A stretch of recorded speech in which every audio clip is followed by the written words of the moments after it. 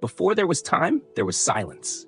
Not the kind of silence we know, the hush after a storm or the stillness of a midnight room, but an absolute silence where no sound could ever be born. A silence so complete that even the idea of silence didn't exist. There was no before, no after, no one there to notice it was happening. Only a vast, nameless emptiness, unmoving, without thought or form. Like a canvas stretched across nothingness, untouched. Then, in a moment beyond words, something happened. There was no explosion, no flash, no sound. Yet reality, for the first time, began to stir. A thread of light, thin as breath, delicate as a thought, emerged from that silence. No one could say where it came from or when, because when didn't exist yet. There was only light, whispering for the first time into bottomless darkness. We call that moment the beginning. But maybe it wasn't a beginning at all. Just the first instant when there was something that could notice something happening. A spark of awareness, of motion, of presence. The universe, perhaps, opened its eyes, looked around, and exhaled its first breath.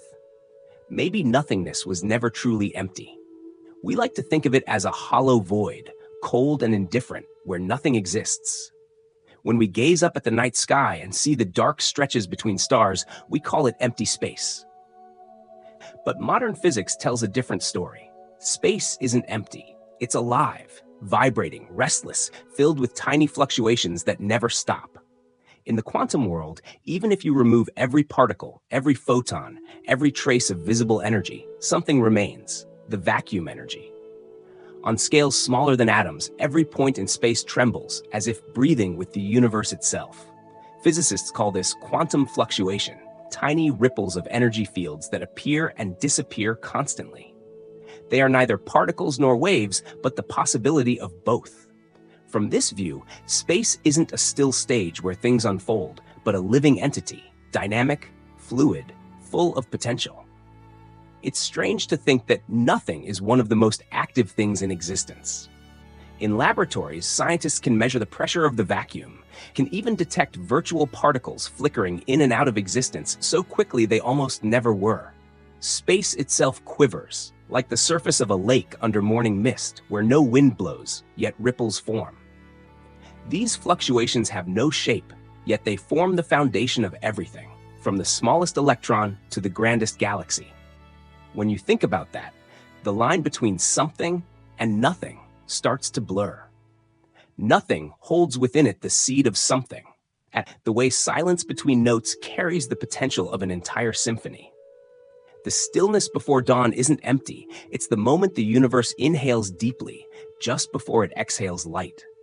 Perhaps nothingness is only what we call the part of reality we can't yet touch. Our minds need contrast, being and non-being, light and dark, life and death. But in the fabric of the cosmos, those aren't opposites. They're movements of the same whole. Space has no edges, energy, no true beginning. Everything rises and falls as waves in a single vast ocean. When the first light flared, it didn't come from outside. It was a change within space itself. The void became aware of itself and reflected that awareness as light. Science calls that the beginning of everything. Philosophy might say it was the moment when nothing realized it was no longer empty, a kind of awakening, a blink within eternal stillness. Maybe that's the closest we can come to the meaning of creation, not by the hand of a god, but by the restless nature of nothingness itself. So emptiness isn't the background of the cosmic painting, it is the painting itself. In the gaps between particles, between stars, between our thoughts, invisible ripples still tremble. They are too small to see, but if they ever stopped, reality itself would fade away. And that changes the question, where did the universe begin? Because if nothing already holds every possibility, did a beginning ever truly exist? Maybe the universe wasn't created at all. Maybe it's just one of countless moments when the void shook hard enough to see itself, as light, as matter, as time. Take a moment to let that sink in. The idea that everything, all of existence, including us, could be the result of a tiny tremor in the stillness. That nothing isn't empty, but pure potential, where every possibility sleeps, waiting to be awakened. Maybe in every breath we take, in every pause between heartbeats, a fragment of that ancient silence still listens. From nothing, the first thing to rise was light. In the infinity of nothingness, after the first ripples disturbed the still waters of silence, the universe began to expand. Space stretched like a long, slow breath, cooling and thinning as it grew. The newborn light from the Big Bang, the first light, dense and hazy, was trapped in a sea of scorching matter, unable to roam free. Everything was wrapped in a thick fog, so dense that no ray of light could pass through. It was an age when the universe was still blind, like an infant yet to open its eyes. Hundreds of millions of years passed in that silence. There were no stars, no planets, no glow from anywhere. Only drifting clouds of hydrogen and helium floated in the cosmic dark. Each atom was like an unplayed note, waiting patiently for the moment it would join the first symphony of the cosmos.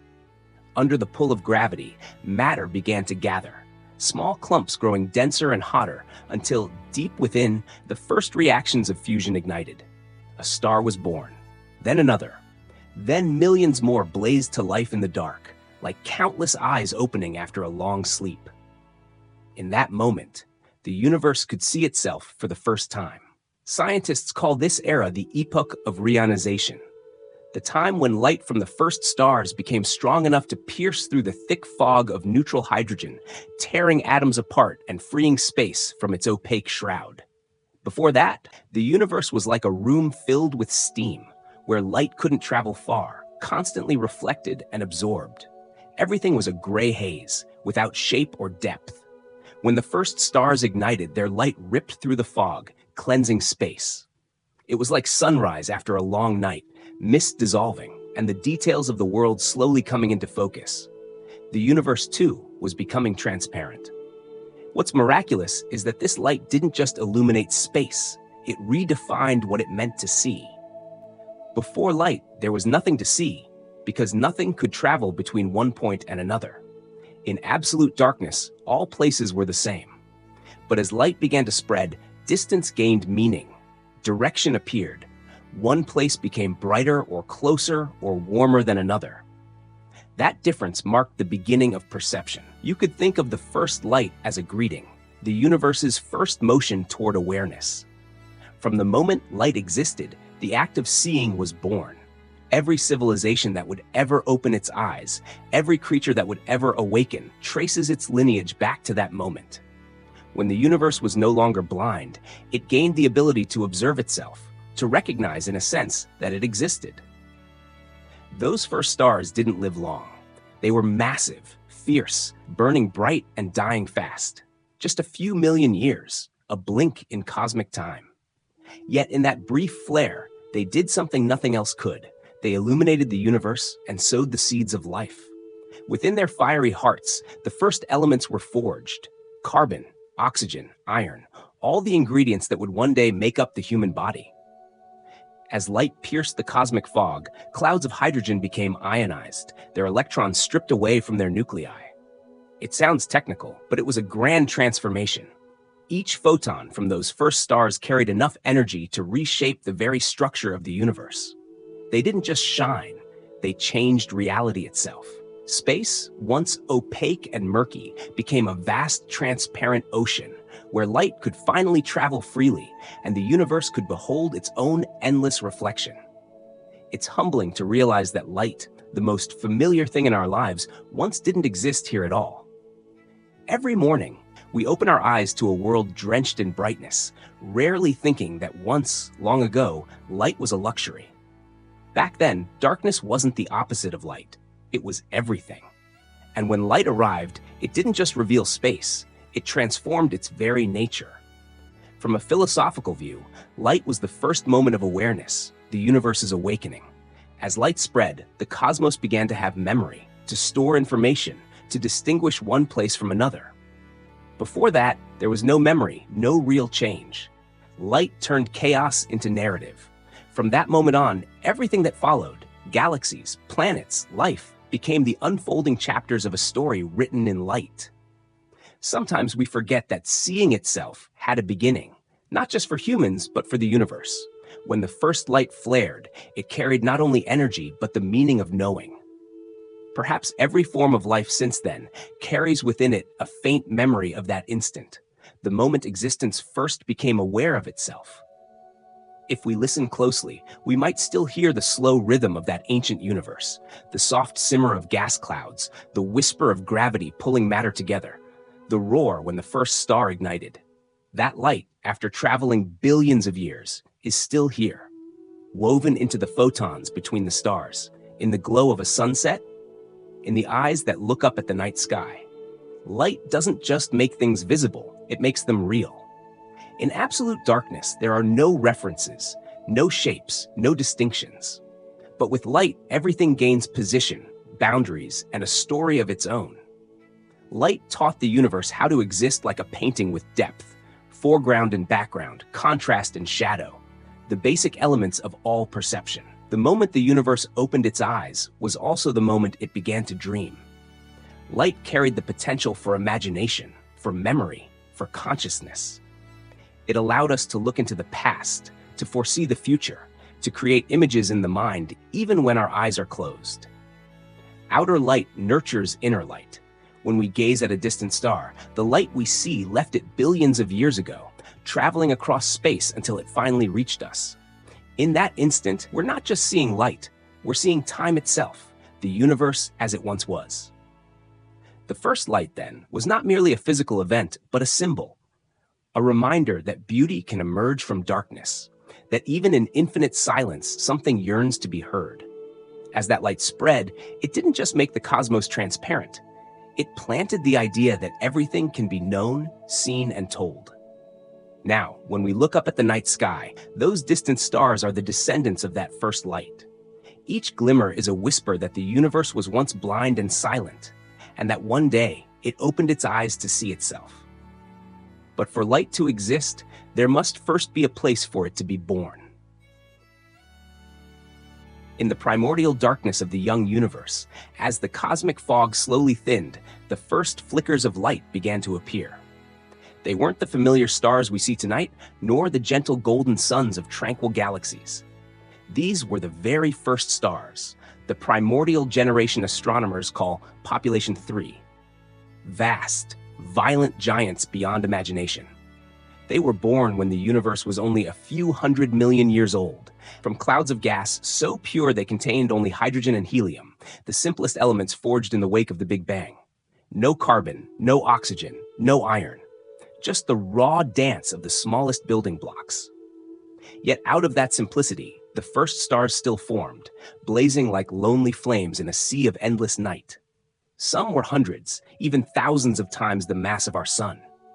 Their gravity was so intense it crushed matter together, burning fuel at a furious pace. Their entire lives lasted only a few million years, a brief heartbeat in the universe's 13 billion year story. The first stars were anything but gentle. They were born in violence, unleashing staggering amounts of energy and radiating a fierce blue-white light, powerful enough to melt away the fog around them, sweeping aside gas clouds and carving the first transparent pockets of space. The intensity of their light ionized everything nearby, making the cosmos tremble with brilliance and radiation. It was as if a colossal torch had been lit in the depths of endless darkness, tearing apart the night with the universe's first flame. But that brilliance came at a cost. The Population 3 stars burned too quickly, as if racing to fulfill a mission. Within their cores, nuclear reactions raged, turning hydrogen into helium, then into carbon, oxygen, and iron, the universe's first heavy elements. When their fuel ran out, the delicate balance between the outward push of energy and the inward pull of gravity collapsed. The stars imploded, then exploded in the first supernova. In that instant, trillions upon trillions of atoms were hurled across space. Carbon, oxygen, iron, nitrogen, the scattered remains of stars drifting through the void, mixing with other gas clouds. From that enriched dust, new generations of stars emerged, richer in elements, surrounded by planets, oceans, and air. The universe grew more complex. Each time a star died, it seeded creation with new matter, like an artist adding another brushstroke to an unfinished masterpiece. It's strange to realize that our own bodies are made of that same stardust. The carbon in our cells, the iron in our blood, the calcium in our bones, all were forged in the heart of a star that exploded billions of years ago. When we take a breath, the oxygen filling our lungs was once born in the death of a primordial sun. When we look up at the night sky, the light reflected in our eyes touches the very atoms that were once part of that same ancient glow. The universe isn't just out there, it lives within every cell, every heartbeat. The population 3 stars were the first craftsmen of matter itself. Without them, there would be no iron to form Earth's core, no carbon for life, no oxygen for breath. Everything, from the rock beneath our feet to the skin we touch, is the legacy of their explosions. And when we think of that, the first light feels more intimate, less distant. It isn't just a cosmic event, it's our origin story. To picture that early universe is to imagine something both magnificent and lonely. In the pitch-black void, a few colossal stars burned fiercely, bathing their surroundings in cold blue light. There were no galaxies, no planets, just solitary flames flaring into being and fading away. Yet, in their brief deaths, they planted the seeds for everything that would follow, like a fallen petal decaying into the soil, giving rise to an entire forest. The beauty of the first stars wasn't in their endurance, but in their sacrifice. They lived by consuming themselves, leaving behind everything, light, matter, energy, for the cosmos to continue its story. One generation after another, the universe transformed from simple to complex, from lifeless to alive, from silent to singing. That first light didn't just illuminate space, it lit the future. From the clouds enriched by ancient stardust, new stars were born, smaller, steadier, and longer-lived. Around them, leftover matter gathered into rocky planets, gas giants, moons, and asteroids. The first complex systems began to take shape. From those tiny beginnings, life emerged, and one day looked back toward its origin, wondering where that first light came from. It's like watching a candle flame, knowing that its glow carries the story of billions of years, of explosions in distant skies. The light from a dead star can travel endlessly across space and time, until it finally reaches the eyes of a small creature gazing upward. In a way, that light is our ancestor, not just in matter, but in memory. Each photon from those first stars carries a message from that ancient moment. Every beam of light traveling through the cosmos whispers, "I was there when the universe first opened its eyes." When that light reaches Earth, it brings with it history itself, a letter sent from the deep past. Every time we look at the night sky, we're reading those lines written in light. The first stars have long vanished. No one can see them now. They burned out billions of years ago. But their light still lingers, woven into the cosmic microwave background, mingling with the glow of younger generations. The universe forgets nothing. It remembers through light, through drifting atoms, through traces left in every grain of dust, every drop of water, every breath.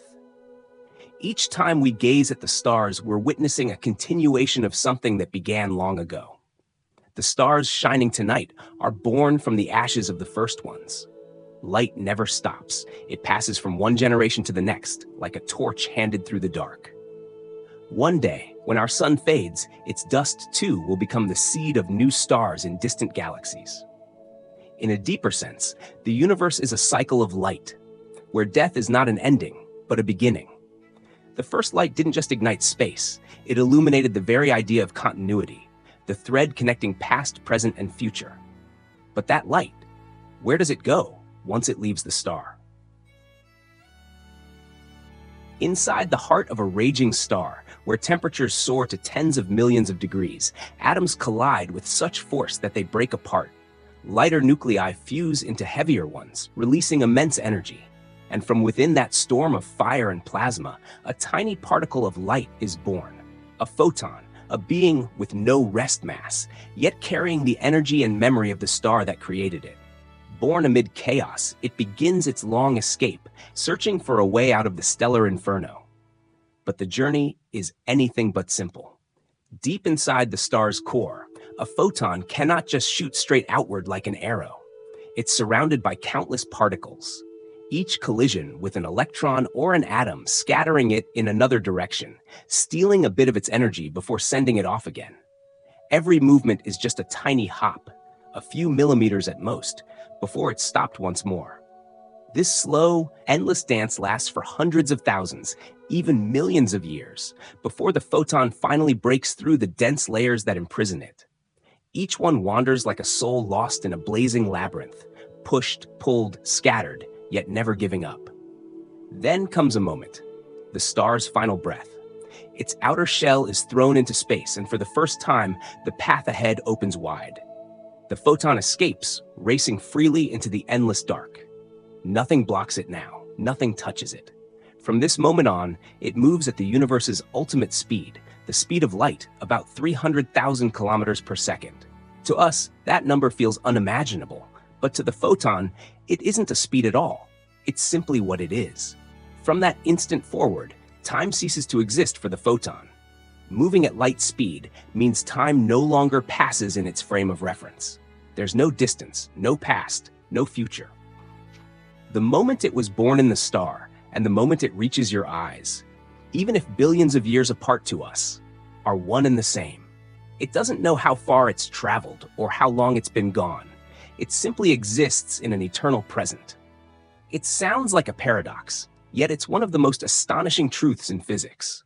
We see light as something moving through time, but for light itself, time doesn't exist. A photon from a galaxy billions of light years away takes billions of years to reach Earth, yet for that photon, there are no years. The moment of emission and the moment of arrival are one continuous event. It doesn't depart, it doesn't arrive. It simply is. A photon is like a bridge between two shores of time, existing beyond the flow of before and after. It carries information about where it came from, its direction, energy, and color. Everything it encounters, it reflects back through the light we see. Every beam is a message from the past. When we look at the light of a distant star, we are, in truth, seeing its history, sometimes the image of a star that died long ago. On clear nights, when you gaze at the sky, the light you see is not the present. Each twinkle is a letter sent millions or billions of years ago. The star that sent it may be gone, collapsed into a black hole, scattered into a nebula, or turned to cosmic dust. But its light is still on the way, still searching for you, carrying a message that outlived its source. To the photon, that star never died, because in its reality, it still burns, frozen forever in the moment of its birth. There's something deeply moving about that idea. We live bound by time, feeling every second pass. But light, the very thing that lets us see time, knows nothing of it. It travels across eons without aging, without losing its essence. Each photon leaves its star carrying a distinct energy, frequency, and color. When it finally touches your eye after that impossible journey, its energy is almost unchanged, telling an ancient story in a language without words. When a photon hits your retina, it triggers a tiny chemical reaction in your neurons. One single particle of light, invisible on its own, is enough to start a cascade of signals that travel to your brain and form an image. Which means, every time you look at the night sky, you are literally absorbing the memory of the universe. That light has crossed billions of years, dodged clouds of dust, passed through galaxies, and finally landed in the eyes of a fragile creature that only just appeared in cosmic history. We often forget that when we look at the stars, we are looking back in time. Every photon is a fragment of history, holding within it the temperature of its birthplace, its distance, and the changes it witnessed along the way. Astronomers can split that light into wavelengths and read the secrets hidden within. Light is memory, written in energy. In that sense, photons are mirrors of immortality. They don't age, they don't wear down. They are proof that the universe can remember. Every beam of light is a story still being told. Even when a star dies, its light endures, traveling through thinning space, dimming, but never truly disappearing. Perhaps billions of years from now, a photon born today will still be drifting somewhere, carrying with it the image of this very moment, waiting for another pair of eyes to see it. When you think about that, the idea of time begins to soften. Maybe everything we call the past still exists, just waiting for its light to reach us. Each step of a photon is the universe keeping a record of itself. And we, when we see that light, are reading the cosmos's diary, written in delicate rays that spread through the dark. Some say light is the memory that never dies, not just because it escapes time, but because it's how the universe remembers itself. In the vast darkness, photons weave glowing threads that connect every moment together. They let now touch then. They keep what was lost from being forgotten so that every star, even those long gone, can still be seen, still be remembered. Light travels endlessly, like an unbroken vow. Yet even that eternal memory can fade, for while photons remain faithful to their path, the space they cross is stretching. The universe keeps expanding, pulling everything farther apart. The road grows longer with every passing second. And so, even memory, immortal as it may be, can grow faint in the ever-widening sea of the cosmos. In the distant dawn of the universe, when the very first photons began their journey, space was thick and young. They moved through an expanding void, carrying the raw energy of the first stars. Each step was a voyage through the ripples of space itself. But there was one thing that nothing, not even light, could resist: the slow, steady breath of the universe, expanding and stretching every beam of light thinner, redder, dimmer, like the fading echo of an ancient song. Space was never still. It expanded like an invisible fabric being pulled in all directions. Galaxies weren't truly flying away from each other through space. It was space itself that was stretching between them. When a photon left a star, it was swept along in that flow. Its once short, tight wavelength began to lengthen. Its energy dropped, its color shifted. The cool blue of youth became the soft red of memory. Astronomers call this phenomenon redshift. Imagine light as a string on an instrument, gently plucked when the note begins. As the universe expands, that string stretches, and the sound it makes deepens, slows down. Each photon is a note, and the universe is drawing out the melody, turning it into an ever slower, more distant hum. The oldest lights, those born in the dawn of time, have been stretched so far that they no longer fall within the range our eyes can see. They've sunk into the infrared, into the microwaves, becoming the low, lingering hum we still detect today as the cosmic microwave background, that faint static you might glimpse on an untuned TV screen. This means that when we gaze at the night sky, we're not just seeing stars, we're seeing how space itself has changed over time. Each photon carries not only the story of where it began, but also the record of everywhere it has been, stretched by space, dimmed by time. That light tells two stories at once, one about the star that created it, and another about the universe it has traveled through. As light stretches, its energy fades. A blue photon, bright and strong, slowly turns yellow, then red, then into invisible waves our eyes can no longer see. Light doesn't die by going out, but by slipping quietly beyond perception. Each ray carries the memory of time, though that memory blurs as space keeps breathing outward. The universe, in a way, is a great slowing machine, turning everything vibrant into a distant echo. You can think of this as a song being stretched without end. At first, the rhythm is fast, the melody sharp, each drumbeat crisp. But as space expands, the music slows, deepens, until only a faint hum remains, still playing, but far beyond hearing. The world we see today is the quiet end of that song, where all the notes have slowed, softened, and sunk into depth. And yet, from this stretching of light, humanity has learned to measure the universe's past. By studying how much the light from distant galaxies has shifted toward red, scientists discovered that they're all moving away from us in every direction. The farther they are, the more their light is stretched. This means space itself is expanding, that the universe is not still, but alive, still breathing, still growing. But the deeper truth lies beyond the math and the measurements. When space stretches light, it doesn't just change its color, it changes our sense of time. Light that left a star in an instant only reaches us after billions of years. Its wavelength stretched, its color faded, its energy thinned. In light, time becomes a slow symphony, each note drawn out endlessly, where past and present intertwine. That's why we never truly see the universe as it is now. When we look at a galaxy, we see it as it was long ago, young, bright, alive. Every glimmer we catch is a delayed story. The universe shows itself to us, but always as its own memory. We live in a world where everything that reaches us is an echo, stretched and tinted red by the slow breathing of space.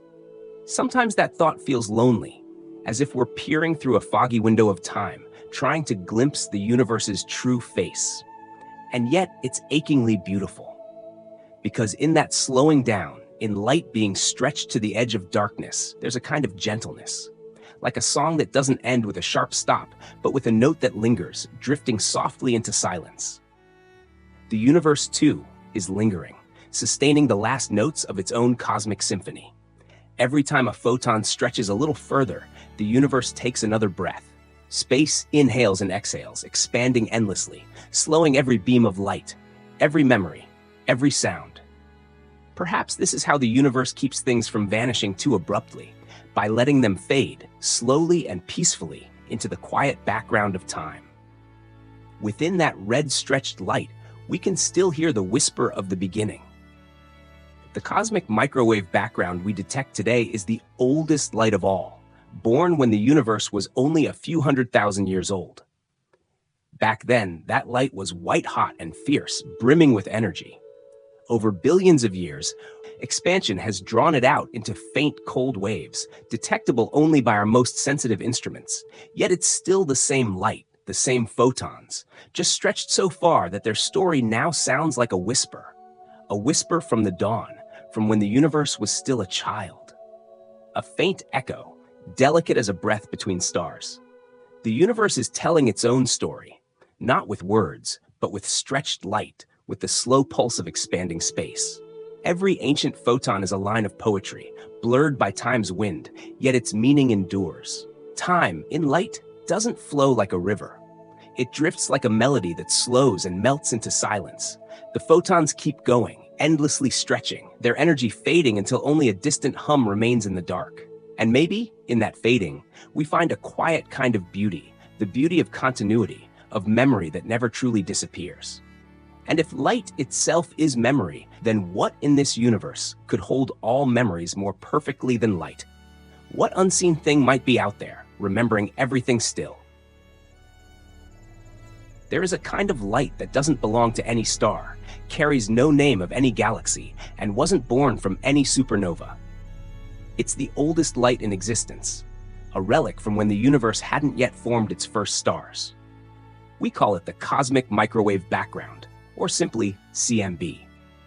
More than 13 billion years have passed, yet this ancient glow still drifts between galaxies, faintly filling all of space, a ghostly warmth left over from the dawn of everything.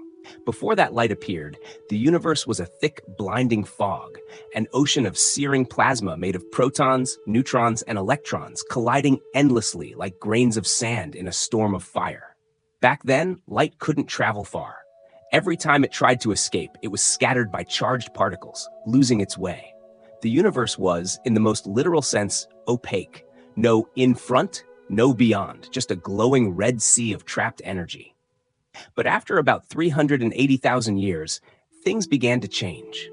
The universe had expanded and cooled enough for protons and electrons to finally come together, forming neutral hydrogen atoms.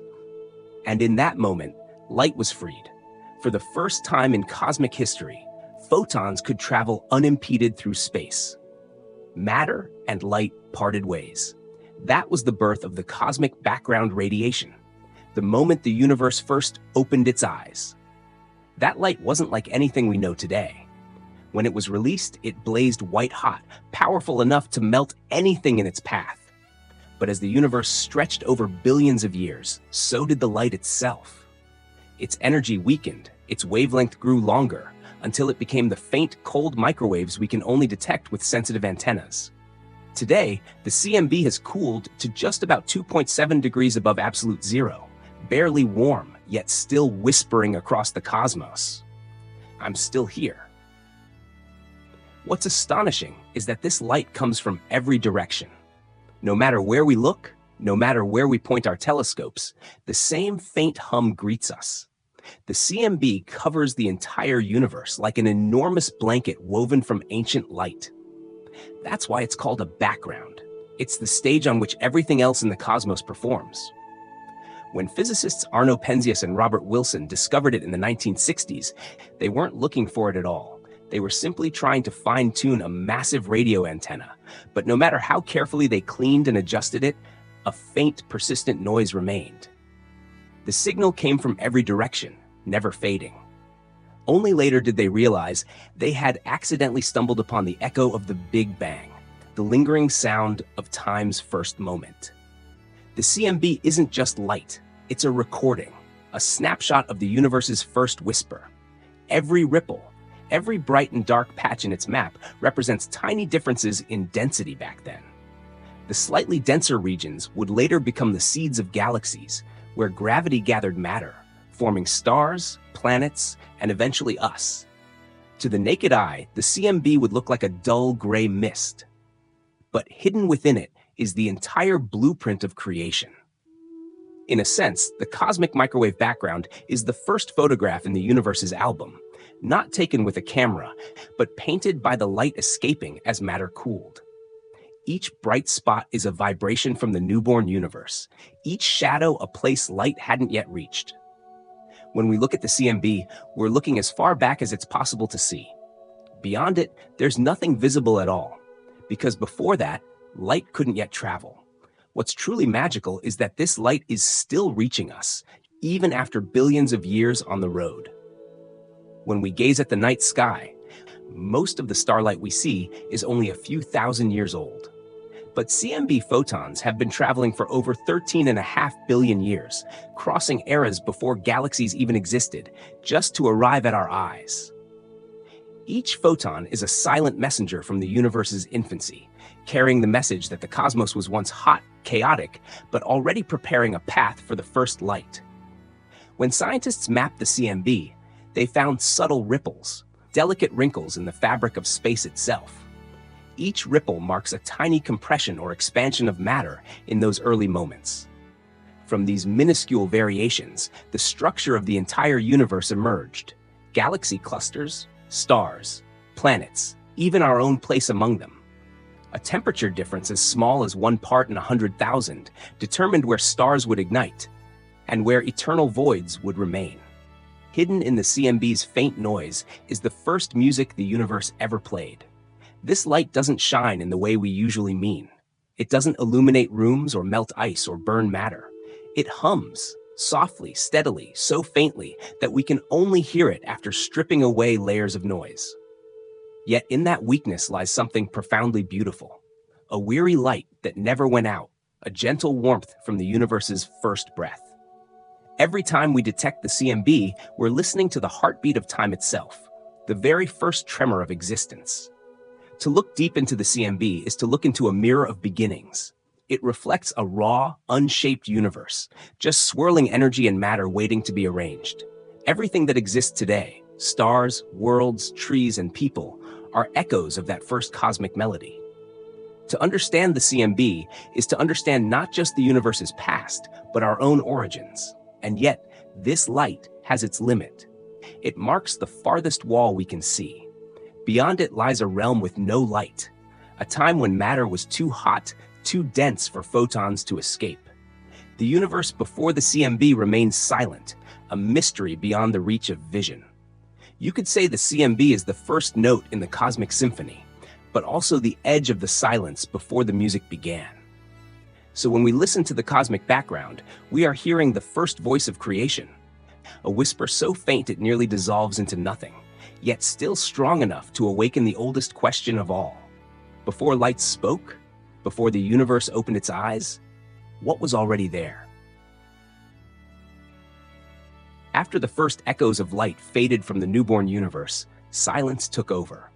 The brilliant flashes were gone, the violent collisions ceased. The cosmos had entered what we now call the Age of Darkness, a time so long it defies human imagination, lasting hundreds of millions of years, when everything existed in absolute shadow. No stars, no planets, no light, only a vast stillness so deep it felt as if time itself had stopped. The cosmic background radiation, The final whisper of the universe's first light still lingered, spreading thinner, dimming with every beat of expansion. But it was faint, cold, and quiet, like the slow breathing of something asleep. The universe was no longer blazing with energy like it had been at the moment of the Big Bang. Its temperature had dropped by thousands of times. Matter cooled, thickened, and grew heavier. Clouds of hydrogen and helium drifted in the expanding void, dark and silent. In that darkness, the universe seemed to be listening to itself. You could say the cosmos was asleep without dreams, without sound. Everything moved slowly, changed quietly. There was nothing to see, yet everything was taking shape beneath the surface. Tiny particles, drawn together by the faint pull of gravity, began to gather into small clusters. Like dewdrops forming in the night, they merged little by little, creating denser regions within the sea of cold gas. And in those silent depths, the seeds of future galaxies were sown. Scientists call this era the Dark Ages. The name sounds somber, but hidden within it is necessity.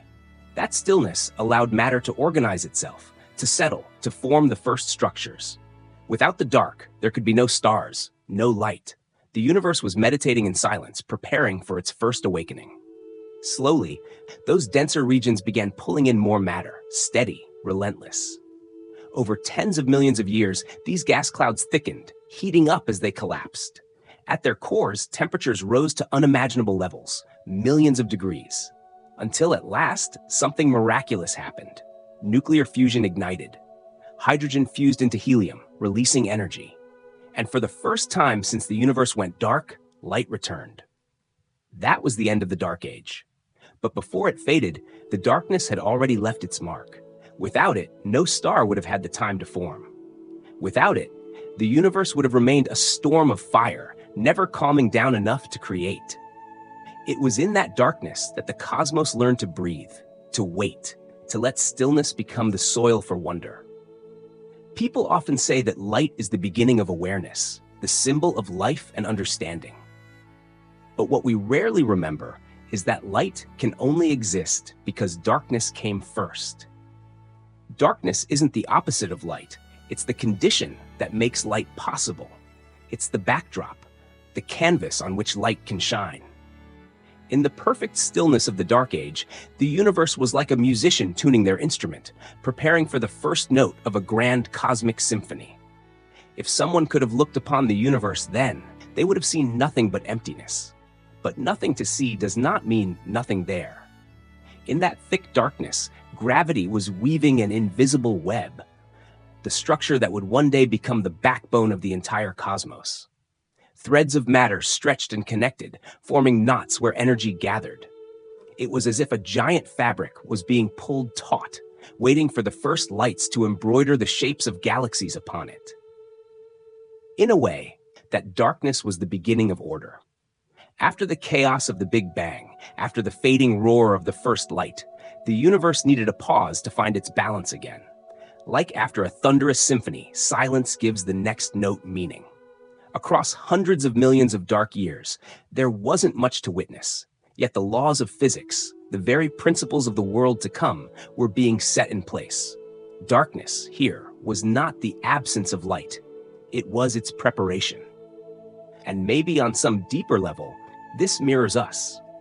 We too go through our own ages without light, those long, seemingly pointless stretches of time when nothing seems to move, when progress feels impossible. But it's in those quiet intervals that the seeds of change are planted. Like the universe, we need darkness to learn how to shine. Seen in that light, the age of darkness wasn't the absence of beauty, but a silent chapter in the cosmic symphony. It was the deep breath between two beats of brightness, the resting point where energy gathered strength for another explosion of creation. The universe seemed to understand that to burn bright, it must first learn to rest. The more we think about that time, the more we realize darkness isn't something to fear. It isn't a void, it's a blanket wrapping everything in quiet warmth. Beneath it, potential was alive and waiting.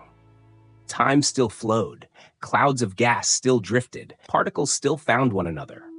Underneath the stillness, the universe was dreaming. When the last light of the cosmic background faded and everything sank into night, it was as if darkness itself began to tell the story. It had no voice, yet its presence gave meaning to every motion.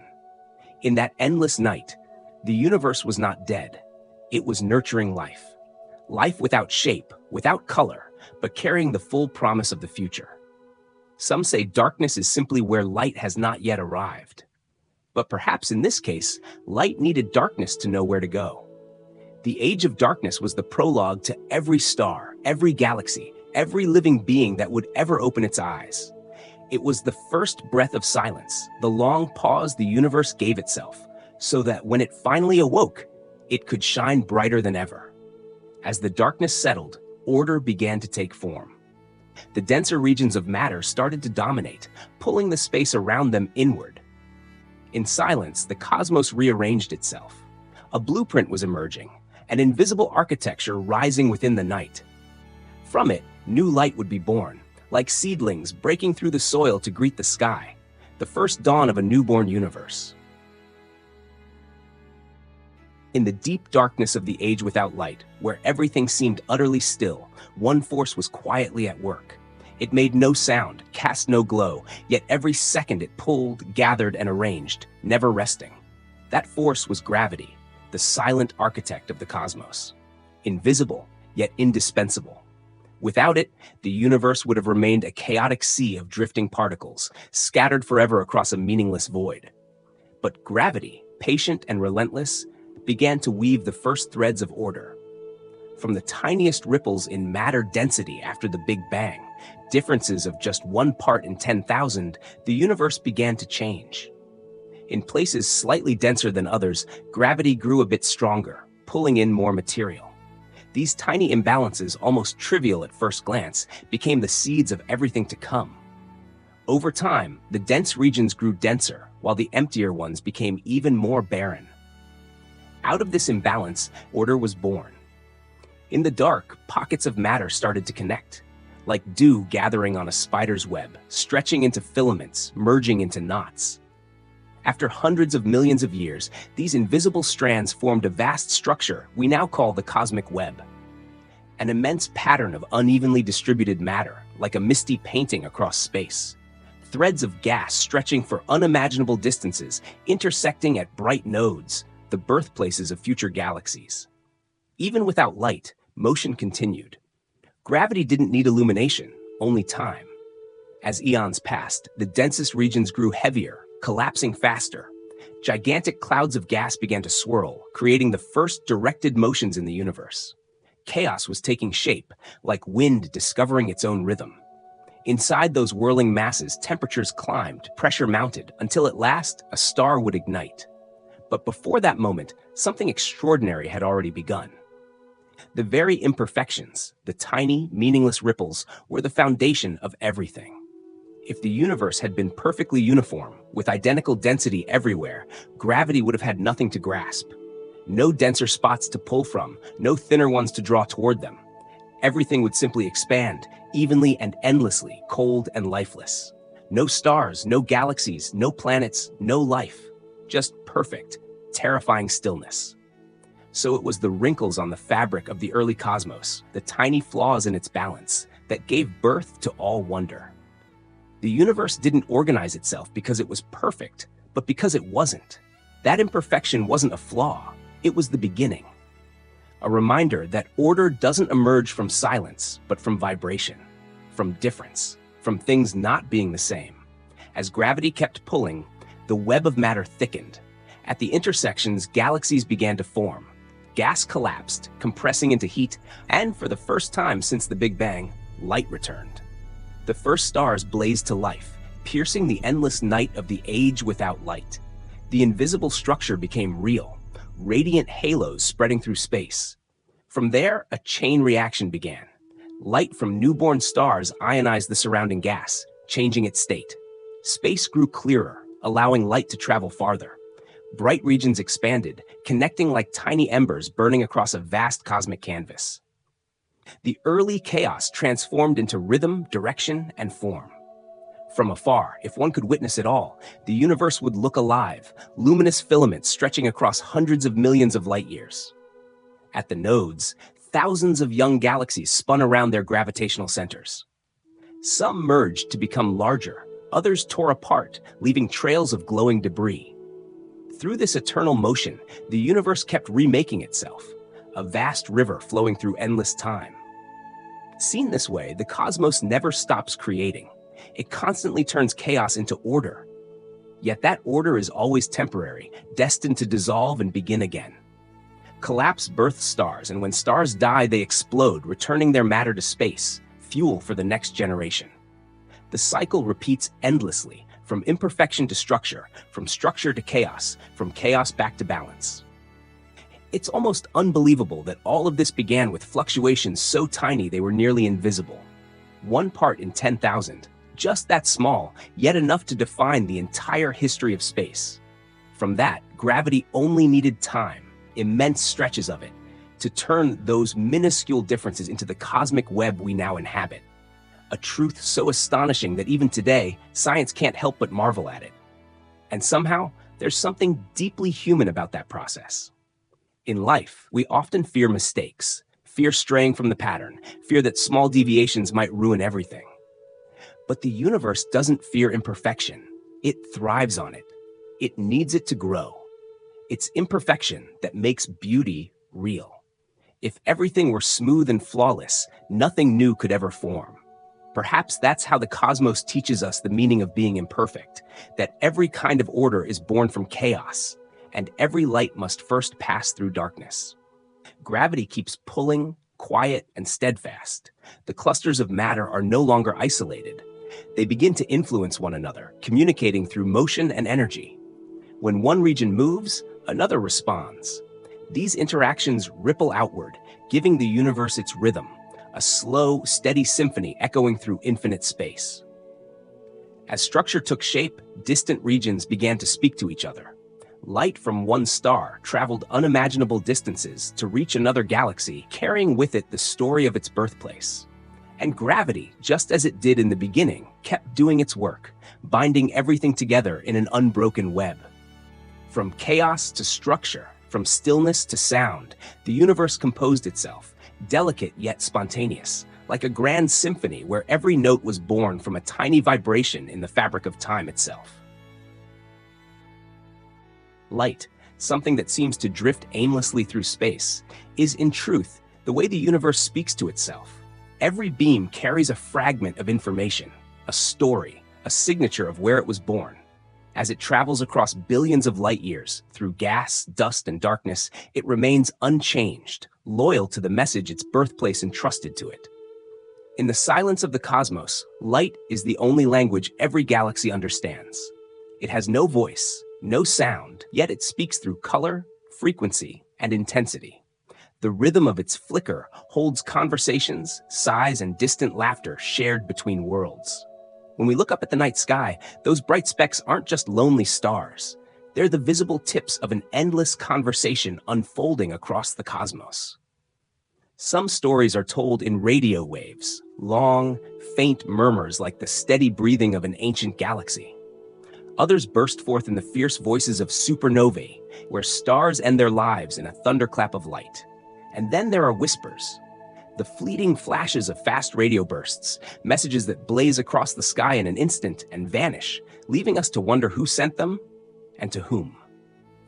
Each type of radiation is a distinct voice in the universe's great symphony. Radio waves are deep, patient, unhurried, telling tales of galactic motion, of cold dust, of places untouched by light. Infrared waves are warmer, revealing nurseries where newborn stars emerge from clouds of gas. X-rays are sharp and powerful, rising from violent regions where black holes devour matter and energy erupts at its limits. And gamma rays, brief and furious, are the screams of the universe in its moments of collapse, announcing cosmic events too immense for words. Together, these frequencies weave an invisible melody that resonates through space. Every beam, every pulse is a note in the symphony of existence. When astronomers aim their antennas skyward, they're not just listening to light, they're listening to the universe speak. Each signal they capture is a memory, a diary entry written by space itself. Some were sent hundreds of millions of years ago, others so ancient their light began its journey before Earth was even formed. The universe is not silent as we once believed. It whispers constantly, only at a volume too faint for our noisy world to hear. Amid the static of civilization, the hum of technology, the chatter of our own radio waves, it's hard to notice the delicate breath of space. Perhaps if we were quieter, if Earth fell still for a moment, we'd realize the sky is singing. A slow, almost eternal song stretching across billions of years, where every galaxy carries its own harmony, every star its own note, and there is no final chord. These waves don't just carry energy, they carry memory. When they reach our instruments, it means their stories have crossed nearly the full span of time. A single photon of gamma light might have been born in the death cry of a distant star, traveling through frozen space, slipping past clouds of dust and through empty darkness, until, after billions of years, it falls upon a telescope sensor atop a mountain. A journey so long that even time itself seems to bow before it. When that light finally touches us, we're not merely looking into the past, we're hearing the universe's first words. It tells us where it came from, the temperature of the cosmos back then, the motion of space along its path. Through light, humanity has learned that the universe is expanding, that black holes exist, that we can read the composition of stars, even the age of space itself. All from a single messenger, light. A language with no letters, no sounds, only rhythm. It's strange. Light doesn't think, yet it communicates. It doesn't intend to speak, yet the universe has written countless stories upon it. Each frequency is a word, each oscillation a punctuation mark, each silence a pause. Scientists are merely learning to read this manuscript, page by page, through antennas, mirrors, and detectors. When they catch faint signals or strange bursts, perhaps that's the moment we realize we've heard an echo from the dawn of time. There's something haunting about knowing the universe is always talking, yet to no one in particular. It speaks simply because to exist is to speak. Light shines not to be heard, but because that's what it does. It radiates endlessly. And maybe, somewhere in the vastness, other civilizations are looking up at their skies, wondering the same thing. Is anyone listening? Maybe they too are catching faint signals, trying to separate them from their own noise, asking themselves, just as we do, is there someone out there? That thought is both humbling and beautiful. Because once you realize light is the language of the universe, every beam that touches your eyes becomes a greeting from afar. A star doesn't just shine, it speaks. Maybe it tells the tale of its birth, or sighs the last breath of its dying glow, or simply exhales into eternity. But somehow, that light has reached us, which means for a brief moment, we are listening to the music playing across the heavens. Radio waves, X-rays, gamma rays, they're not just physical data, they're songs in different keys. Radio waves are the deep bass notes of the cosmos, infrared hums in the warm middle tones like the breath of newborn stars. X-rays are sharp, high-pitched strings plucked from cataclysmic collisions. And gamma rays, at the very peak, are the bells that toll when a star's journey ends. The universe, in this way, is a vast orchestra, where every celestial body performs its part without a conductor. Perhaps all these frequencies blend into an endless dialogue between galaxies, between light and shadow, between life and death. Every time a star is born, it sends out its first hello. Every time one dies, it leaves behind its final echo. And so, across billions of years, the music never stops. When we look up at the sky, we are not just seeing, we are listening. Light doesn't just travel, it speaks. It connects every galaxy in a conversation that never ends. Maybe the universe is saying something important, but we have yet to grow quiet enough to hear the whole sentence. Perhaps in every beam of light passing by us right now, there are still messages from places no one has ever seen. And still, the question lingers, fragile as a breath carried by the cosmic wind. Is anyone out there listening to us from the other side? Light may seem free, but it's also the loneliest thing in the entire universe. It never stops, never looks back, never has a home to return to. Once it's born, it only knows how to go. Without rest, without fatigue, without turning, unless gravity bends its path. It doesn't age, doesn't experience time, doesn't know what it means for something to take long. In its own frame of reference, the moment it's born and the moment it fades are one and the same. A single heartbeat, then silence. A photon leaving Earth today might pass through layers of atmosphere, glide through the empty void, slip past clouds of dust, and drift between galaxies, never stopping. Every second, it travels 300,000 kilometers, crossing the distance between Earth and the Moon in less than 2. It needs no fuel, has no lifespan, and doesn't know where it's going. Only motion, endless and eternal. The traveler who never returns home. Countless photons leave every instant, from lamplight, from a glance, from the flicker of a candle, from a quiet breath in a dim room. They all drift into space, leaving us forever. They carry with them images of this world, tiny moments we never thought would be preserved. A photon that once touched someone's face might now be floating in the vast dark, unseen, unreceived, still moving forward, aimless and endless. Thinking about light this way changes how it feels. Every beam is a memory that never fades, only leaves our sight. Somewhere deep in space, all the light that's ever left Earth may still be wandering, telling stories about us to regions that never knew we existed. Perhaps on some distant world, thousands of years from now, a faint glimmer reaches their sky. They might see a small blue planet shining in a spiral galaxy and wonder who lives there. Creatures who dream. Light is memory written in energy. It can't turn back, yet it never truly disappears. Even without anyone to receive it, it persists, traveling farther and farther away. Just like everything we've ever said.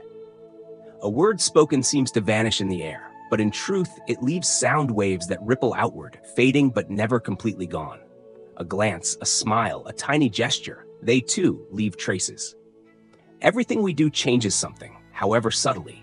A shift in space, in time, in light itself. Maybe the universe is a record of everything that has ever happened, not kept in books, but in energy itself. Light, sound, motion, each holds a fragment of the moment it was born. In a way, nothing ever truly vanishes.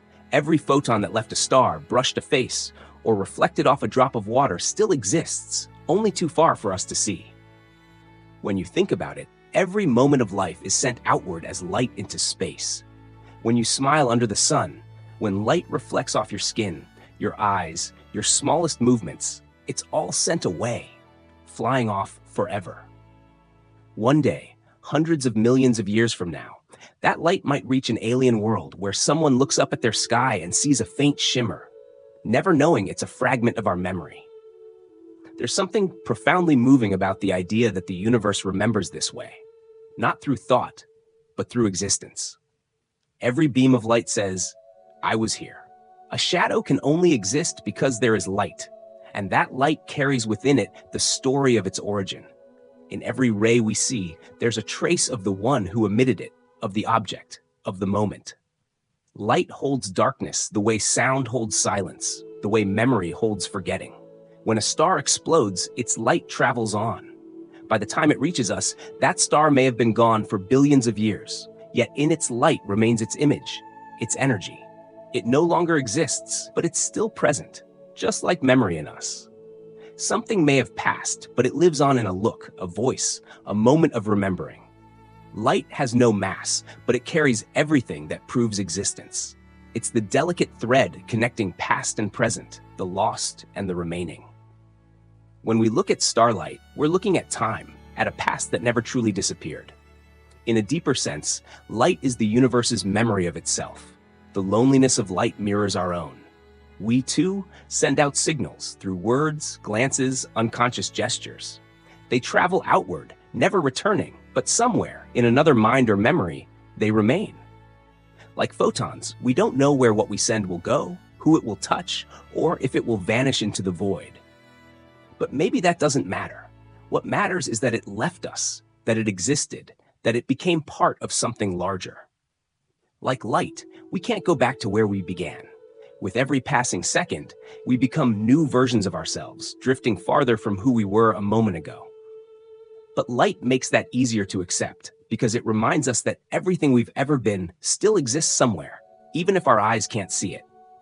Somewhere out there, our old light is still traveling. Quiet, steady, never fading. A photon leaving Earth today might be the reflection from a mirror, a screen, or a fleeting glance. It slips away, through the atmosphere, past orbit, across the border between light and shadow, carrying a trace of us. Among billions of photons, maybe one will survive until the universe cools and nothing moves anymore. It will still travel, still carry our memory, unaware and needing nothing.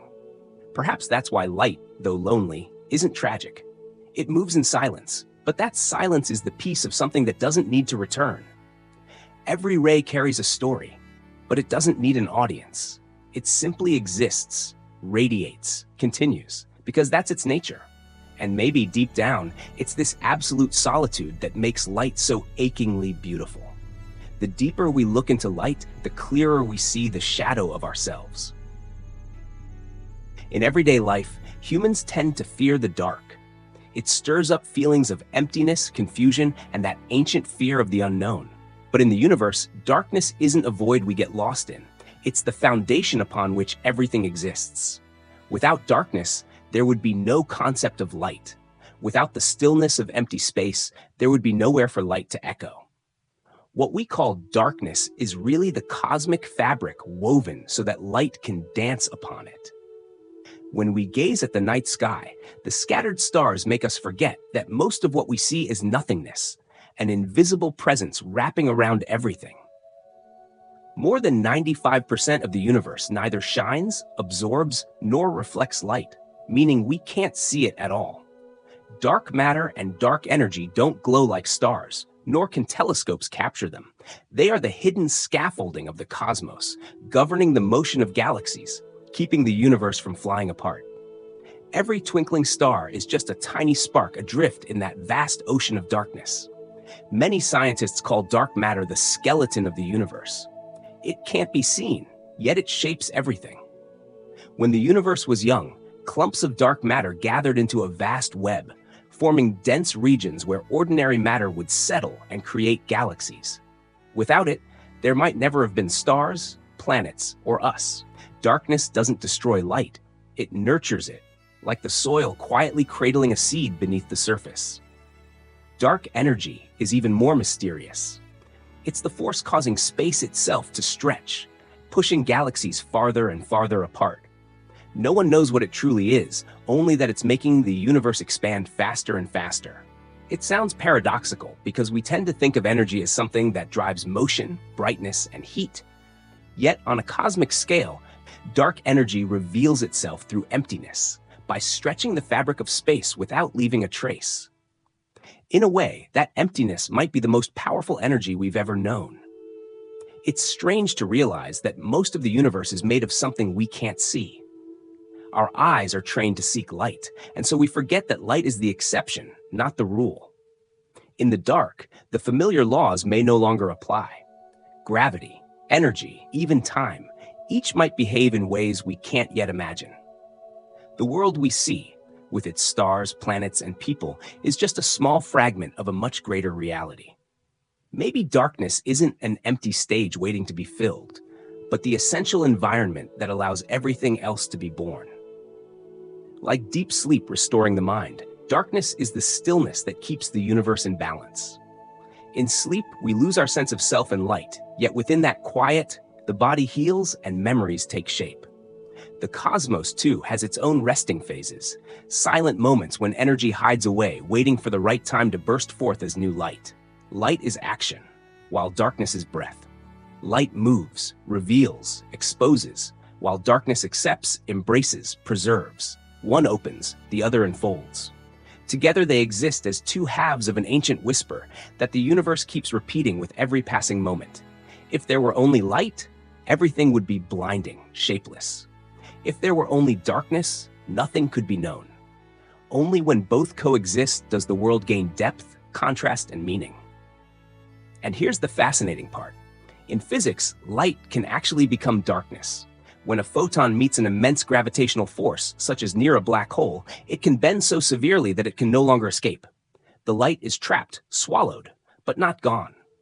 It simply changes form, becoming part of the darkness.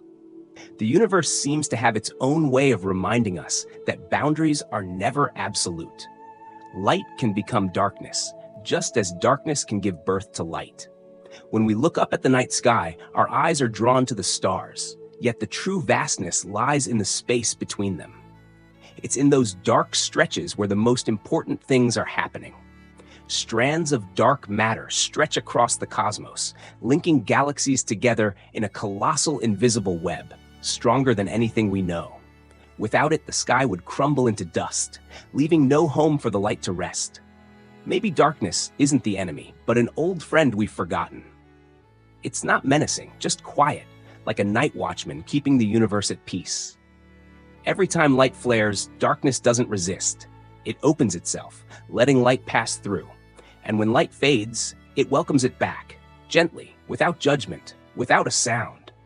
In the silence of darkness, the universe remains whole, held still in a long, calm breath before waking. Science will keep probing the nature of darkness, measuring, simulating, defining. But perhaps, on a deeper level, darkness isn't meant to be explained. It's meant to be felt. It is where everything begins and where everything returns, like a perfect circle with no start and no end. When light departs, darkness remains, unchanged, undiminished, waiting for the next spark to be born. In the stillness of the cosmos, darkness does nothing, and by doing nothing, it allows everything to continue. It's the pause between two beats in the universe's music, the silence that makes sound possible. Maybe darkness doesn't hide the light, it protects it from burning itself out. Maybe darkness is how the universe renews itself, ensuring that light never truly runs dry. Perhaps that's why we feel a strange peace when we look into the night, not because we see less, but because we're finally allowed to stop seeing. Darkness doesn't demand understanding, it invites surrender. Within it, time slows, breath steadies, and beneath the sea of stars, we realize that most of the sky is an endless, gentle emptiness, not threatening but comforting. That's true darkness, not cold or cruel, but tender, like an embrace holding everything that remains. Maybe darkness doesn't hide the light, it nourishes it. Like sleep nourishes awareness. Like silence gives meaning to sound. Like forgetting makes memory precious. Darkness is an inseparable part of life, of the universe, of ourselves. Every time light bursts forth, it doesn't come from nothing. It rises from the deep heart of darkness, where everything waits, quietly, to be named. But if light can be born from darkness, could darkness be born from light? Near a black hole, everything changes. Distance loses its meaning, direction disappears, and the idea of going back simply ceases to exist. Light, that confident traveler that's crossed the cosmos for billions of years, hesitates here. It trembles, stretched and bent by an invisible force so powerful that nothing can resist it. Some say a black hole doesn't just swallow matter, it consumes the very notion of place. Inside, there is no ground to stand on, no time to flow through. There is only the act of falling. At the edge of a black hole, the event horizon, light behaves unlike anything we know. It can drift in endless circles, trapped like a ghost unable to find its way home. There, time almost stops. A single photon might take forever to cross that boundary, at least from the perspective of an outside observer. But for the photon itself, everything happens in an instant. To the universe, though, that instant lasts forever. Perhaps that's where time and space stop being separate, where light forgets what it means to be light. The gravity of a black hole is so intense that even light, the fastest thing in existence, cannot escape. As it draws near, its path bends endlessly inward until finally it turns no more. The light is swallowed, leaving behind only silence. Some call it the death of light. But is it really death or just a transformation, a rebirth in a form we can't yet understand? Because even when light disappears, its traces remain. A black hole isn't truly invisible. As matter spirals inward, it compresses and heats up, swirling around the edge in a furious storm of light and heat. The radiation that bursts from just outside the event horizon shines brighter than the combined glow of thousands of galaxies. A paradox. The darkest place in the universe is also the brightest. From afar, we see that light, even knowing it's about to vanish from reality. This is the frontier where physics begins to tremble, where the language of science runs out of words. No one truly knows what happens inside. All we can do is look toward the edge, to the place where light stops, and try to understand what lies beyond our comprehension. There we begin to wonder, if light no longer exists, does reality still exist? Light is what lets us see, what defines space, time, and matter.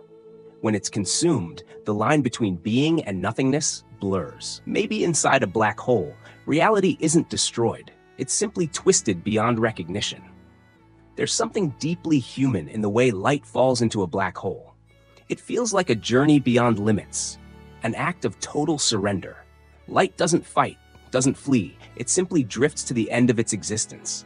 It doesn't vanish suddenly, but dissolves slowly into the pull of space, merging with perfect silence. In that final moment, perhaps light feels no fear. It only accepts, like a candle that goes out not in failure, but because its purpose is complete. On a deeper level, a black hole isn't purely a destroyer. It's an archive. Everything that falls in doesn't disappear. It's just preserved in another form. Some physicists believe that all information, every photon, every atom, every ripple of light, remains encoded on the surface of the event horizon. As if a black hole were the universe's diary, each page a memory of captured light.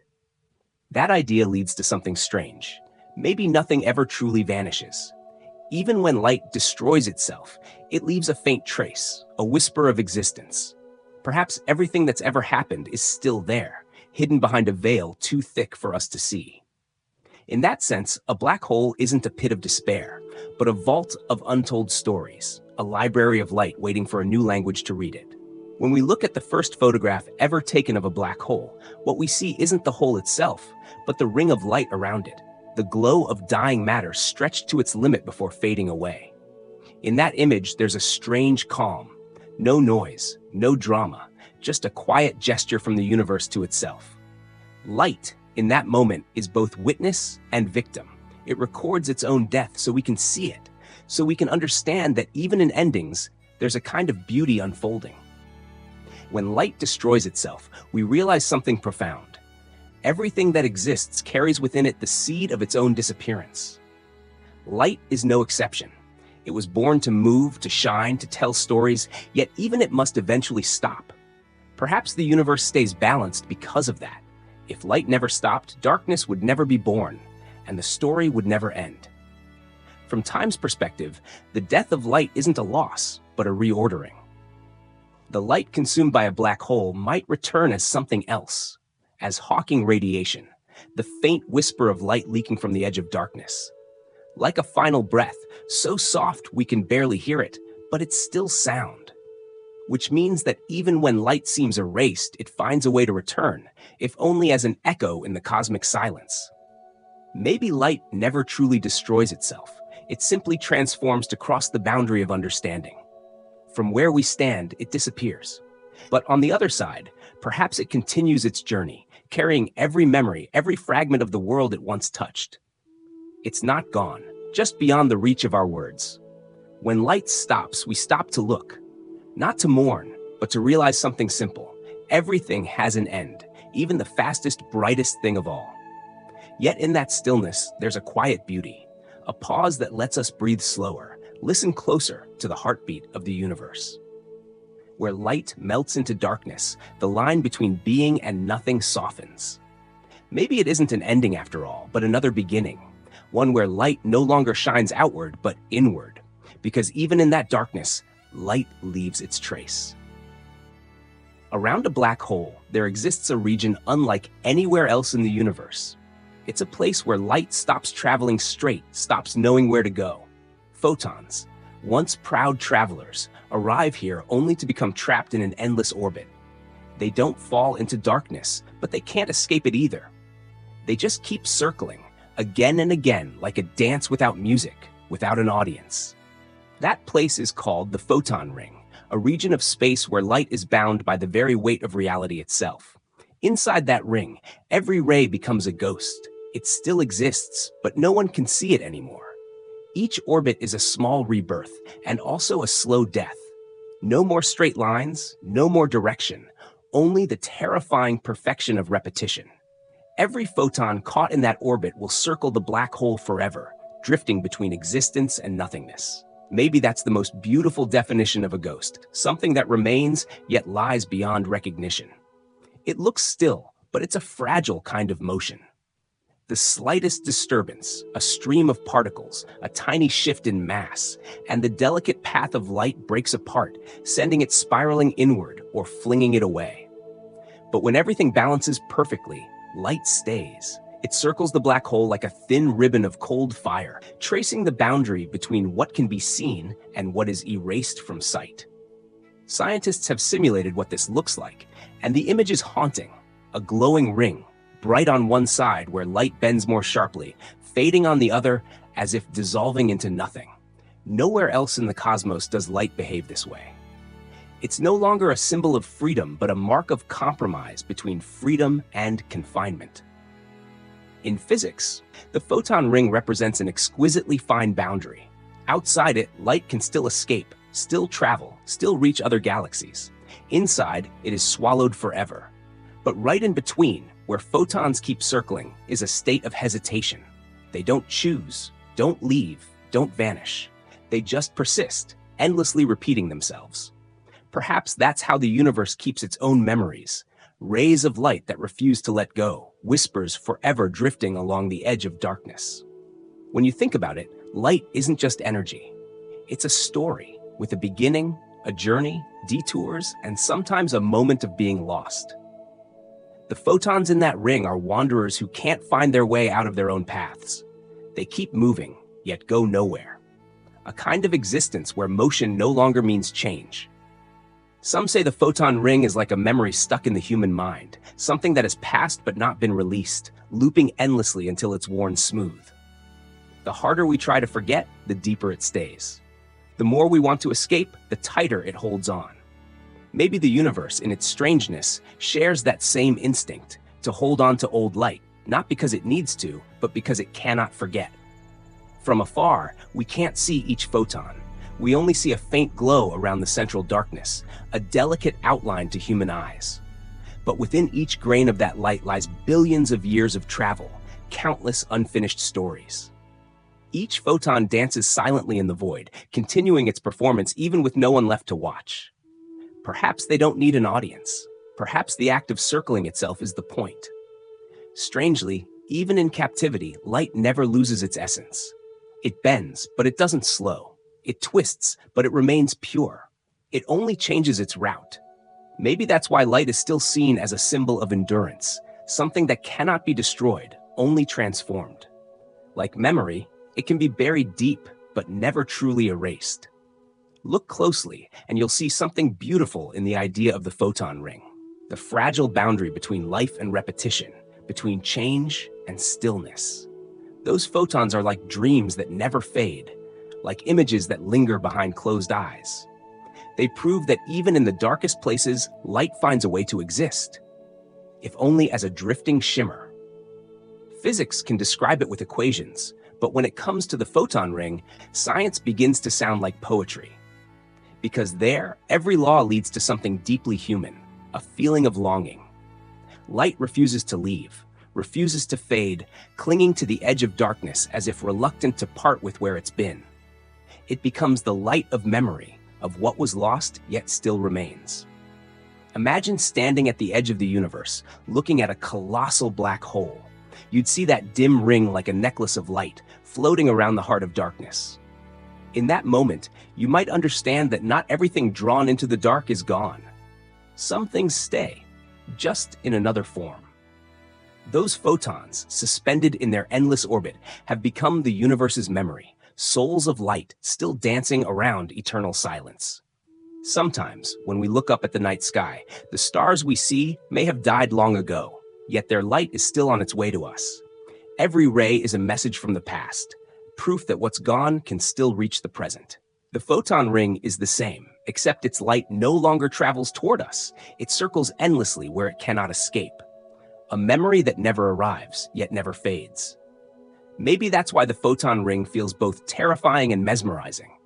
Terrifying because it reminds us of the limits of what we can understand. Mesmerizing because it mirrors the way both humans and the universe hold on to what's gone. In its circular motion, there's sorrow, beauty, and a quiet longing for permanence. Those ghostly photons no longer belong to the world we can touch, yet they haven't disappeared.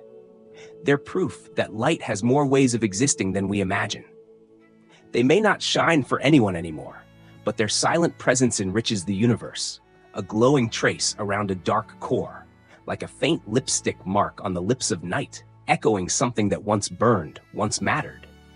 In the end, after all explanations fade, what remains is a feeling, the sense that light, even imprisoned, never truly goes out, that in its silence there's still a faint breath of memory, of endurance, of beauty that doesn't need witnesses. Maybe at the deepest level, the universe is whispering that nothing ever truly disappears. What once shone is still there, just unseen. Because in the end, light is not only physics, it's a symbol. Throughout the long history of humankind, light has never been just a physical phenomenon. From the moment the first human learned to spark a flame, it became a symbol of knowledge, of awakening, of something rising above the darkness that surrounded us. That small fire in an ancient cave didn't just chase away the cold, it opened a new way of seeing the world. In its glow, the shadows of early humans danced across the stone walls, forming the first images of consciousness. Perhaps, in that very moment, humanity began to change, not merely to exist, but to realize that it existed. Through the ages, light has walked hand in hand with human intellect. From crude torches to flickering candles, from oil lamps in the studies of ancient scholars to electric lights in modern cities, we've always used light to guide our search for knowledge. Every time we understand something new, we say our minds are illuminated. When someone suddenly grasps a profound truth, we say they have seen the light. Language itself assumes that light and understanding are one and the same. Maybe because, deep down, we know that only when light appears does darkness take shape, and only then does the world become visible. Light helps us see, but more than that, it helps us feel. On an early morning when sunlight slips through the curtains and touches a sleepy face, we don't need words to know we are alive. That feeling doesn't come from logic, but from something primal. The way light meets skin, enters the eyes, and flows straight into awareness. It awakens not just the body, but the mind. In a way, light is the language life uses to tell itself, I am still here. Even in the darkest chapters of history, humanity has always turned toward the light.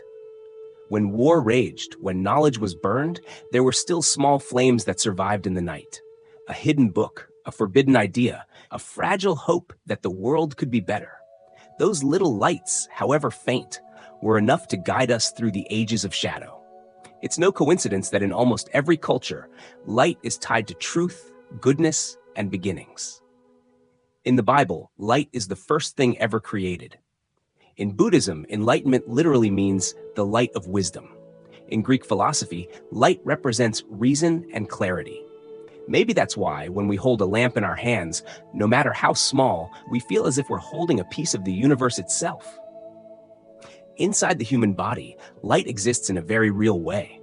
Every cell emits faint signals. Every neural impulse is a tiny spark traveling through the brain's circuitry. When we think, when we understand, millions of micro flashes ignite inside us, a miniature night sky exploding within the mind. Knowledge isn't just an abstract concept, it's a physical event, a burst of energy. In the instant of realization, real light is born, if only within a few neurons. Each aha moment is a small explosion, a tiny big bang, creating a new universe of awareness. Maybe that's why we call wise people enlightened. Not only because they see clearly, but because there's a kind of light that radiates from within them. Invisible to the eyes, yet deeply felt. It's present in their voice, in the calm way they face the unknown, in their ability to find meaning where others see only chaos. That may be the very light all civilizations have sought through religion, philosophy, art, and science. All of it, in the end, is humanity saying, we want to understand a little more. to see a little farther. The light within us isn't only of the mind, but of the heart. A smile, a warm glance, a moment of realizing we are loved. All are forms of light. They don't illuminate matter, they illuminate meaning. Some people enter a room without turning on a lamp, and somehow the whole place feels brighter. And sometimes, even under the brightest sun, our hearts remain dim. It turns out there are two kinds of light, one from the sun and one from the soul. Both are necessary. One lets us see the world, the other lets us see ourselves. When humanity invented the light bulb, we didn't just create a tool to fight the night. We created a symbol of our hunger for understanding. A glowing bulb in a small dark room is like the human mind in the vast universe, fragile yet persistent. When we flip a switch, light instantly floods the space, revealing what was hidden. Likewise, when an idea is born, it spreads through the mind, connecting the scattered and unseen, letting us glimpse the larger picture.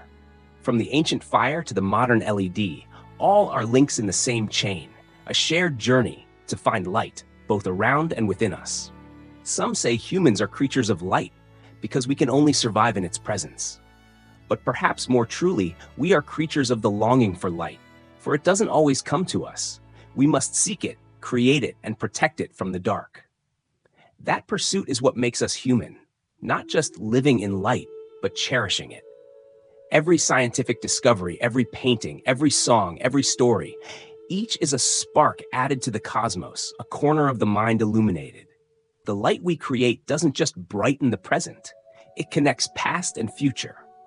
The stars we see tonight may have died millions of years ago, yet their light is still reaching us. Just like the ideas and wisdom of those who came before, still guiding us today. Maybe real light never dies. It simply keeps traveling from person to person, generation to generation, like an unending torch. In a sense, each of us is a tiny star. Every time we understand, forgive, love, or face our own darkness without fear, we shine. Perhaps no one sees it, but the universe knows.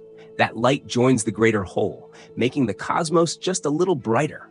And when all those lights are gathered, the light of knowledge, kindness, memory, and life itself, we realize something extraordinary. The universe doesn't shine only because of the stars, but because of us. The light within humanity, small as it seems, is truly part of the expanding universe. Every time we understand, every time we love, every time we forgive, the universe grows a little larger. Because light doesn't just pass through us, it is born from us. And maybe that, after all, is the true meaning of understanding.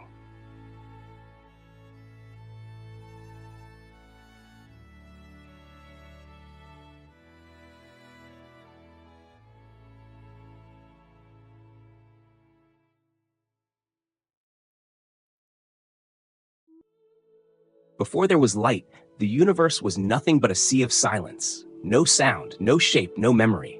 Everything was just one long breath of nothingness. Then suddenly, within that stillness, a spark appeared.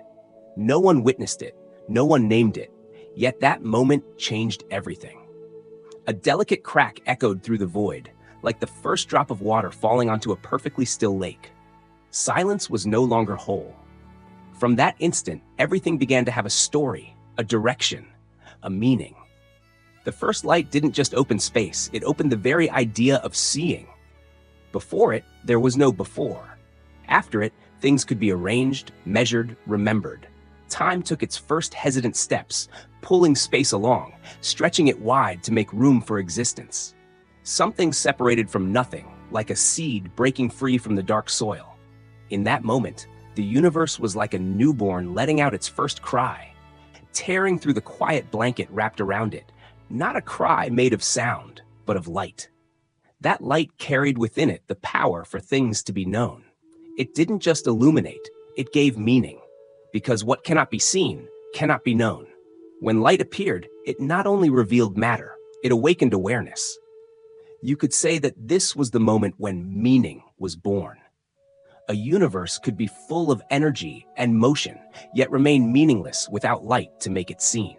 Light was not a byproduct of matter. It was the doorway through which existence itself stepped forward. Each beam of that first light drew the boundary between darkness and the recognizable. From that separation, the world began to form. In the presence of light, chaos started to line up. Atoms found each other. Dust gathered into clouds, then stars, then planets. Light wasn't just a result of physics. It was the first heartbeat of order. It was the opening note of the cosmic symphony. If darkness was silence, then light was the first sound after an eternity of quiet. Looking back, that first light never truly vanished. It's still here, drifting through space, carrying the memory of that beginning. Every time we gaze at the night sky, we're touching the remnants of that ancient light. It has traveled for billions of years to reach us, fragile yet unwavering.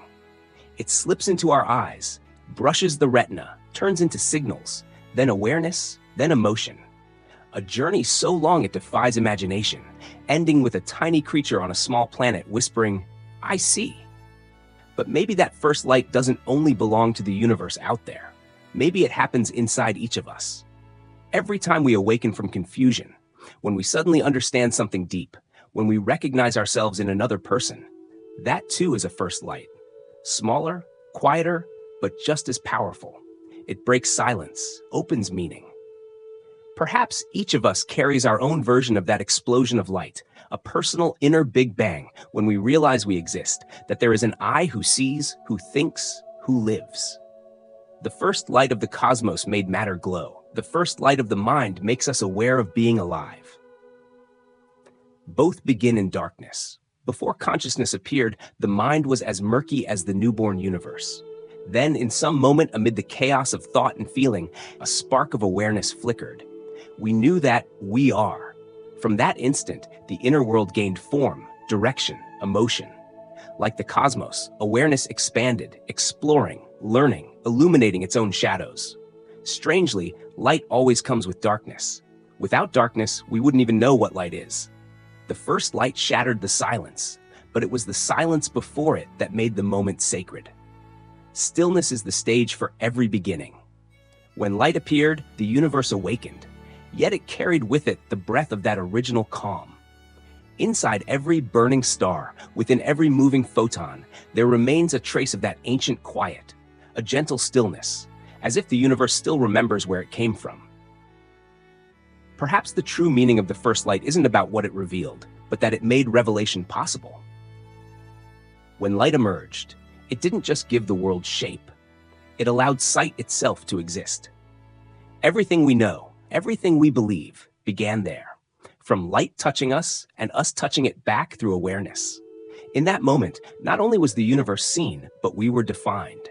We knew we were looking, existing, taking part in the shared story of light. The first light had no color, no shape, yet it held every possibility. Every hue we see, every life, every beginning was contained within it. From that first spark, everything unfolded. You could say light is the memory of birth, while darkness is the memory of what has yet to become.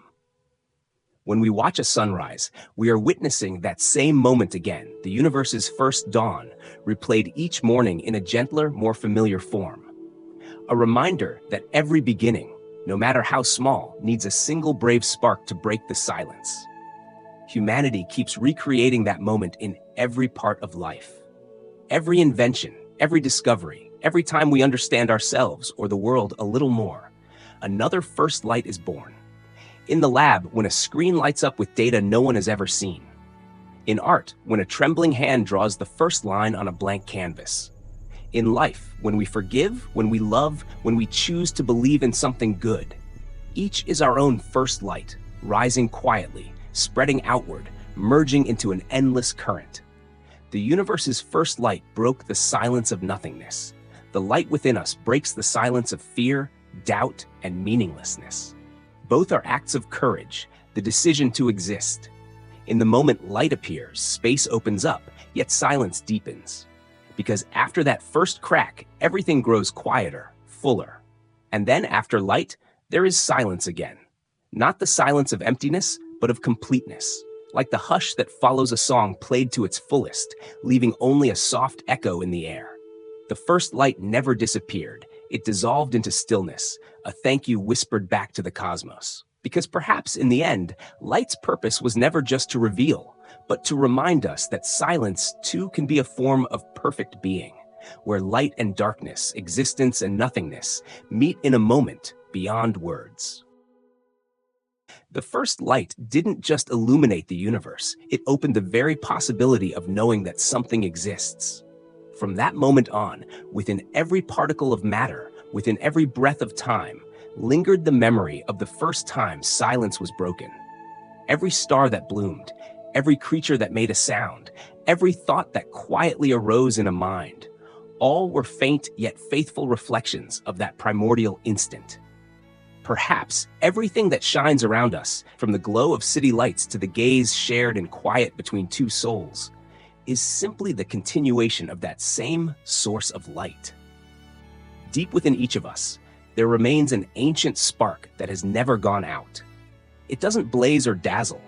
It smolders softly like an ember beneath cool ashes. That light passes through sadness, illuminates unanswered questions, drifts through dreams, follows us when we lose our way, and quietly guides us home. It doesn't need to be seen, only felt. And every time we grow still, when the noise of the world fades away, that light reappears, reminding us that we are still here, still part of this universe. Let your mind drift, as lightly as a speck of dust floating in a morning sunbeam, as freely as a photon wandering through endless space. There's no need to understand, no need to hold on. Everything that matters was lit long ago, within us, within the cosmos, within the quiet pause between two heartbeats.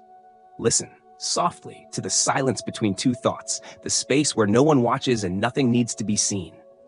There, the boundaries dissolve, and the human and the cosmic are no longer two. Only the first light remains, blooming once more, right here in this very moment. And then, everything begins to fade. Sound melts into darkness, thoughts dissolve into breath. What's left is a gentle peace, like the night embracing the light that has just gone out. There is no beginning, no end, only the eternal rhythm of light and dark, waking and sleeping, being and fading. All of it returns to silence, the first home of everything. Sleep well, little light of the universe. Rest in the stillness that gave you birth. For when dawn returns, the light will open its eyes once more and continue the story that never truly ends.